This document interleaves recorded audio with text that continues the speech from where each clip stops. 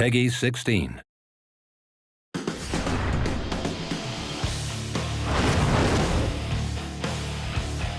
What's up, guys? I'm Wes Bunn, Senior Gaming Designer on UFC Undisputed 3. I'm here to talk about career mode today. For UFC 3, what we wanted to do is streamline the process to get you back into the fights as quickly as possible. The goal this year was to have more things for you to do with less time to do them. The amount of time spent in between each fight has been reduced, so you're only going to get 2 to 3 actions before you're going into your next fight. Once you get into your fight and get back into your training for your next fight, you got to try and pick which area you want to focus on and the limited amount of time that you have to do it.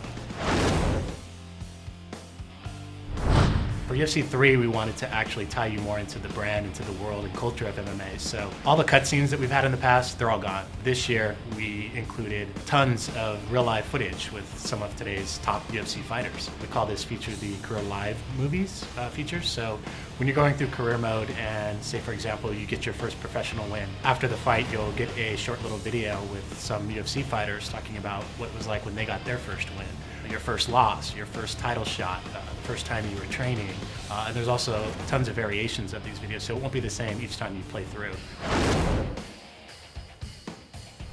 Every training game that you do in UFC 3 actually uses the gameplay mechanics. Some of the trainers did help us come up with ideas for some of the training games, like the tire flip, and we also have another drill where you're working on takedown defense by sprawling on balls that are rolled at you. It's something that the fighters actually do, and it's something that we can put in as a training game to help you practice your takedown using the actual game mechanics.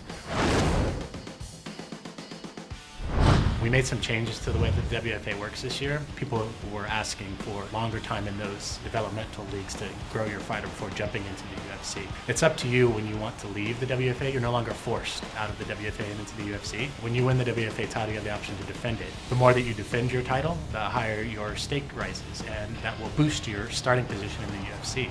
However, if you lose, the offers for the UFC will cease to come to you and you have to work your way back up. In UFC 3, the camp feature is really something I think fans will enjoy. There's 6 real-world camps that you train at this year. You'll actually go to their gym and train in those locations with those fighters to pick up moves. The moves that you learn at each camp this year are unique to each camp, so it makes the camps a little bit more special. Midway through your career, you have the opportunity to actually join and become a member of that camp. You'll get the logo. The trainer from that camp will actually become your trainer in the career mode, so you'll have Greg Jackson in your corner, something that we haven't done in the past. The actual progression of career mode itself is still the same. You'll start out on the Ultimate Fight Nights and undercards of pay-per-views and things like that, trying to work your way up. Once you make it into the pay-per-view stage of your career, you'll start to get offers to actually go over to the Pride organization and compete in a Pride tournament. We didn't want it to be another organization so that you're choosing between spending your time in the UFC or Pride or WFA. So it's WFA, and then once you get to the UFC, it branches into Pride or UFC,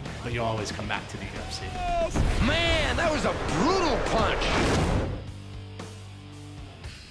I think one of the big things that the fans are going to love about career mode this year is the ability to play career mode with an actual roster fighter. You can use any fighter on the roster that includes Pride fighters, so you can take any Pride fighter into a career and level up their stats and give them moves and rewrite history or make history the same as it was before with that fighter. It's up to you. And it's really cool because that fighter can also move up and down in weight as you're playing through the career. So you can take John Jones and move him up to heavyweight if you want. It's something the fans have been asking for, something that we wanted to do, and it's finally in UFC 3.